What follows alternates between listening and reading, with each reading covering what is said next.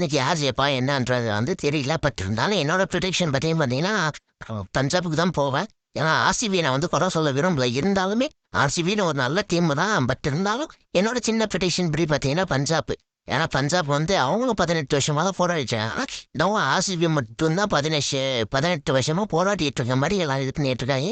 ஆனால் இன்னொரு பக்கம் 18 வருஷமா இவங்களும் தான் போராடிக்கிட்டு இருக்காங்க. என்னோட கேப்டன்சியில் வந்து நம்ம ஐயரை வந்து சும்மா சொல்லக்கூடாது. வேற மாதிரி பண்ணுவாப்புல.